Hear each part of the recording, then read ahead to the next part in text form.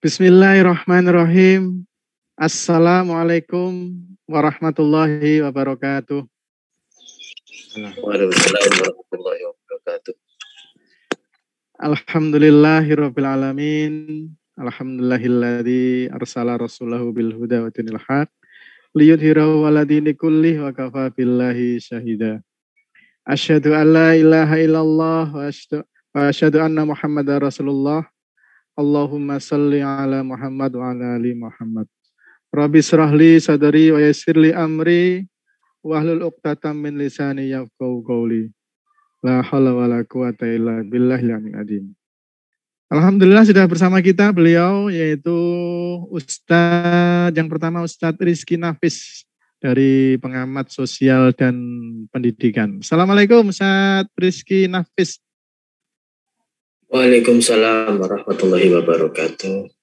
Oke. Panggilannya enaknya gimana ini Ustadz Rizky atau Ustadz Nafis ini? Boleh dua-duanya boleh. Oh, oke. Ustadz Nafis juga boleh, Ustadz Rizky juga boleh. Alhamdulillah Ustadz Nafis dari pengamat sosial dan pendidikan, nggih. Sehat nggih, Ustadz? Alhamdulillah. Nah, gimana ini pendidikan masa pandemi ini masih online, Ustadz? Ada yang sebagian online, ada yang sudah offline. Alhamdulillah, semoga pandemi segera berakhir. Dan ini ya nanti juga akan hadir bersama kita juga ya pembicara-pembicara berikutnya. Sebelum ke beliau-beliau ya, kita bincang-bincang dulu ini dengan beliau Ustadz Nafis ini ya.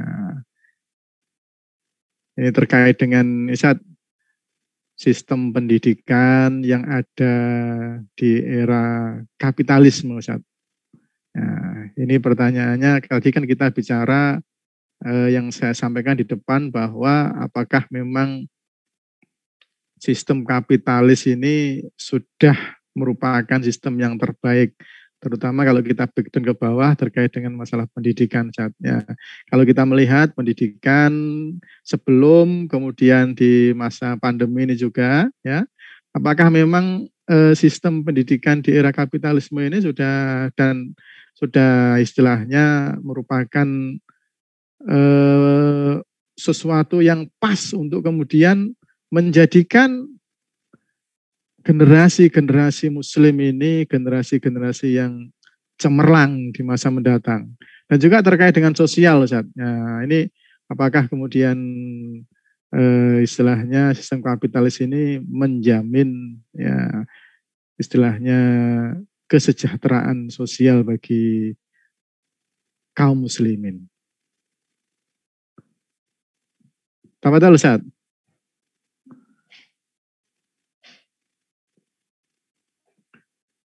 Afan, soalnya masih mute, Ustaz. Oh iya. Alhamdulillah, assalamualaikum warahmatullahi wabarakatuh. Waalaikumsalam warahmatullahi wabarakatuh. Alhamdulillah, wassalatu wassalamu ala rasulillah, la haula wa la quwata illa billah. Ya Ustadz Yudo, sebagaimana pertanyaan tadi ya, apakah sistem kapitalis ini sudah pas begitu ya? Ini pertanyaannya cukup soft ini ya Ustadz Yudo ya. Ustadz Yudo tidak bertanya apakah sistem kapitalis ini merusak atau membawa kebaikan, tetapi apakah pas. Ya, kalau kita lihat sekarang ini,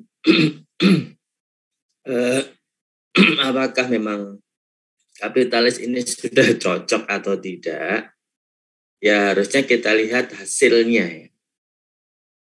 Jadi pada saat kita membicarakan pendidikan, itu yang dibicarakan adalah next generation, gitu ya, generasi selanjutnya. Jadi apabila kita mengukur suatu pendidikan itu berhasil ataukah tidak, itu harus dilihat dari generasi selanjutnya. Apakah generasi selanjutnya itu terjadi suatu kebaikan ataukah justru menjadi suatu kemerosotan. Itu indikasi yang sederhana. Jadi hasil yang kita lihat. Nah, karena itu yang sekarang kita alami itu adalah hasil dari pendidikan yang sebelumnya sudah kita terapkan. Jadi seperti itu. Maka apa yang kita alami sekarang itu adalah hasil pendidikan yang sebelumnya. Nah, bagaimana pendidikan masa depan berarti tergantung dari bagaimana kita mendidik generasi masa sekarang. Karena itu pendidikan ini adalah jangka panjang, long term begitu ya, tidak bisa jangka pendek.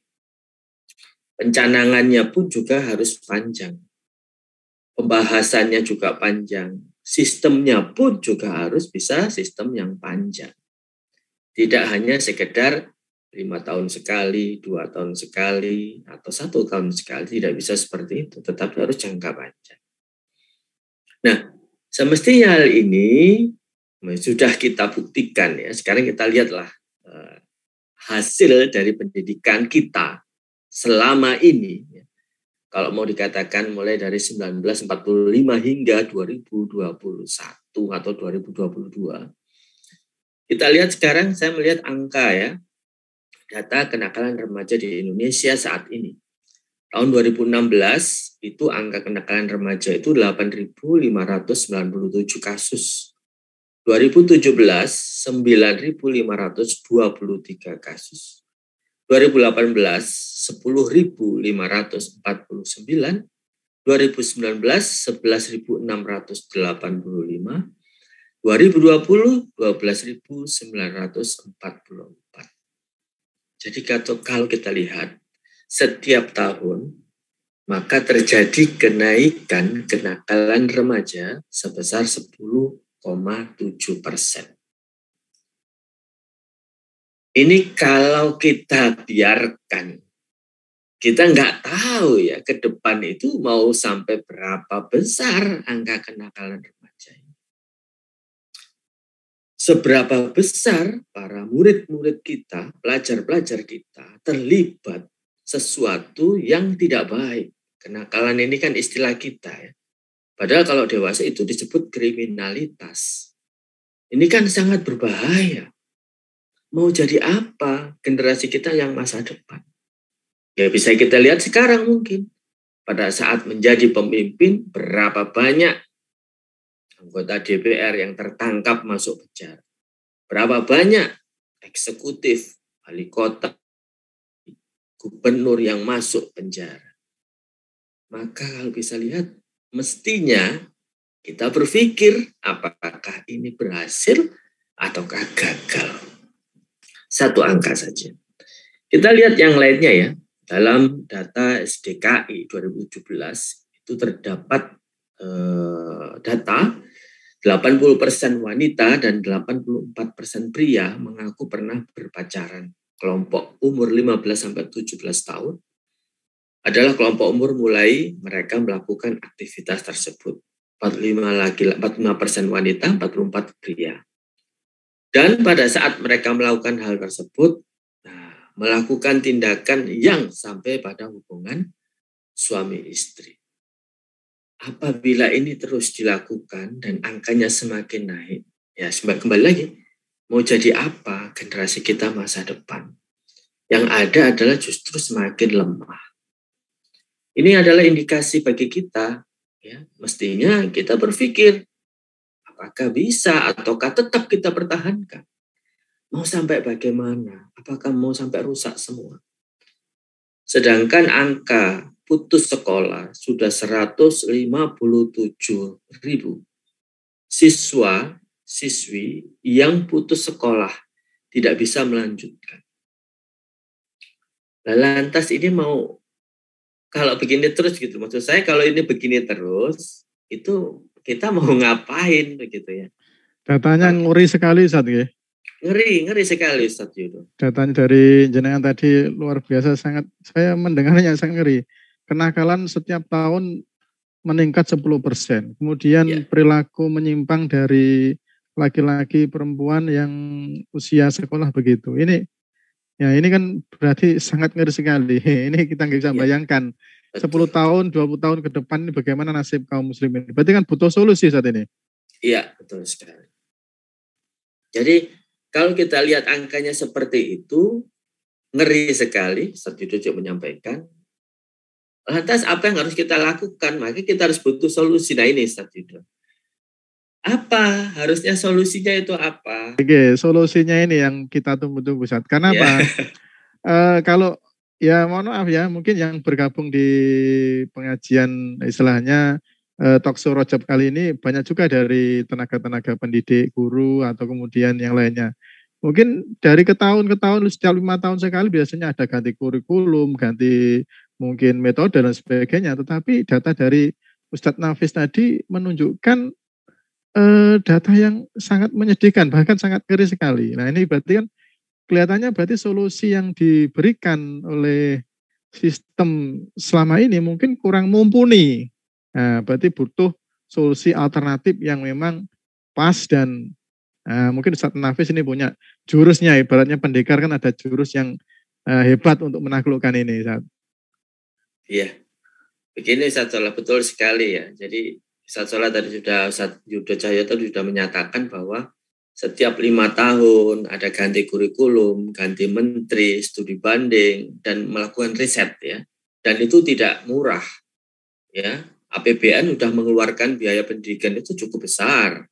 Tetapi kenapa itu tidak membuat angka putus sekolah, angka kriminalitas, angka keburukan dari siswa-siswi kita semakin menurun, tetapi justru semakin meningkat. Nah, ini kan mestinya orang harus introspeksi. Kita, ya, kalau melakukan suatu kesalahan, ternyata itu semakin lama semakin salah, berarti kan harus introspeksi. Kalau kita sakit, dikasih obat, tidak tambah sembuh, malah sakit, makin parah gitu kan, berarti kan harus introspeksi. Apakah obatnya salah, atau cara minumnya salah atau apa, itu jangan dibiarkan. Kalau kita biarkan, dia mau jadi apa kita semua. Maka kalau memang sudah memahami bahwa kondisi sekarang rusak, jika ada yang sekarang mengatakan kondisi ini baik-baik saja kok, nggak ada masalah, nah ini berarti harus dilihat lagi apakah panca inderanya normal ataukah tidak, karena bisa jadi punya mata tetapi buta terhadap kebenaran. Bisa jadi punya telinga tetapi tuli mendengarkan kebenaran. Nah ini makanya saya buka datanya seperti itu. Lantas kalau sudah seperti ini, solusinya bagaimana? Ini bukan dari saya sebenarnya solusinya. Jadi solusinya sebenarnya ini sederhana. Ya. Pada saat di dalam Al-Quran Allah berfirman, "Dhaharul fasadu fil barri wal bahri bima kasabat aydina." Setelah nampak kerusakan, baik itu di darat dan di lautan karena ulah sebagian tangan manusia. Liyudhiqahum ba'dalladzi 'amilu la'allahum yarji'un. Allah ini bermaksud demikian menunjukkan kepada manusia bahwa ini adalah sebagian yang ditimbulkan oleh tangan manusia. La'allahum yarji'un, supaya kita kembali pakai aturan Allah. Cobalah kita melirik aturan Allah. Kenapa kita nggak mencoba melirik itu? Bisa jadi karena kita tidak tahu, yang pertama.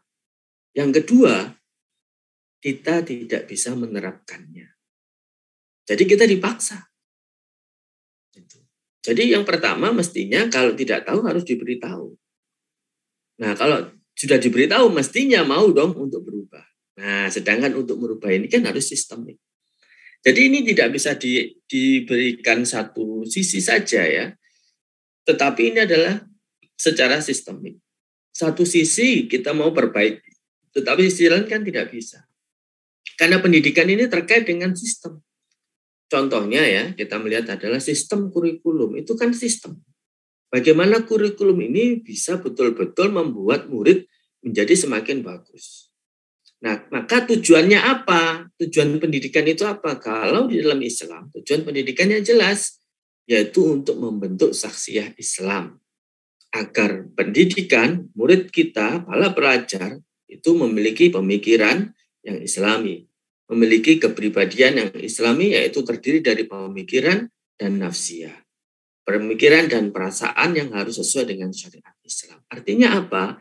Dia berjalan sesuai dengan syariat Islam. Sebenarnya ini sama kok dengan tujuan pendidikan nasional yang membentuk manusia bertakwa. Hanya saja faktanya sekarang ini pemerintah sendiri ambigu.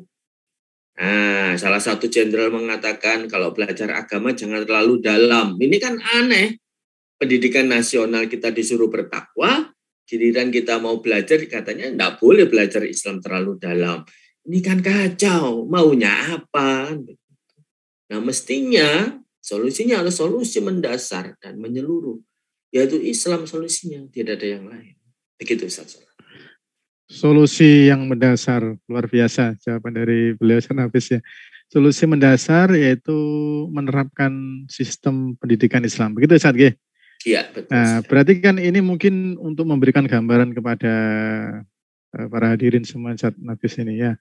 Kira-kira kalau kemudian ada enggak sih kemudian istilahnya bukti-bukti sejarah yang memberikan gambaran bahwa memang sistem pendidikan Islam ini bisa menghadirkan generasi-generasi cemerlang sehingga ini menjadi sebuah alternatif utama yang harus diambil oleh umat sekarang ini, tidak kemudian mencari alternatif yang kemudian diambil salah. Jadi ibaratnya sekali ngambil sudah benar gitu loh, karena dia punya bukti bahwa ini bukti sejarah dan bukti empiriknya ada untuk bahwa ini kita ambil sudah berarti ini adalah solusi yang benar. Nah, gimana saat ini? Ya, kalau kita mau melihat sejarah Islam ya, maka kita melihat adalah sistem khilafah, di mana dalam khilafah itu mempunyai sistem pendidikan yang sudah diterapkan. Nah, lantas bagaimana kita mengetahuinya? Ya mudah ya sekarang ini. Kalau dulu mungkin kita mudah untuk dikabur dan dikubur. Sejarah dikaburkan dan sejarah dikuburkan. Namun sekarang ini kan tidak bisa. Dengan era digital, dengan era internet, semua informasi bisa kita akses. Ya, nggak usah jauh-jauh ke warnet. Kalau dulu ke warnet. Sekarang tinggal buka HP, ketik saja pendidikan di masa khilafah, keluar semua itu ya. Nah, saya ambil contoh ya. Di dalam era khilafah begitu ya, itu ada yang disebut Madrasah Nizamiyah, yaitu sekolah Islam yang pertama. Kalau kita lihat ini pada tahun 1067 Masehi. Coba, ini tahun 1067 Masehi ya. Sangat jauh ya. Sekarang tahun 2000 berarti ya bisa dikatakan 1000 tahun yang lalu. Ini betul-betul sudah memiliki sistem yang luar biasa. Yaitu di situ lembaga pendidikan terwujud ada di kota Baghdad, ya, yaitu pusat pemerintahan saat itu. Kemudian di antaranya juga di kota Bab, Nisabur dan lain sebagainya.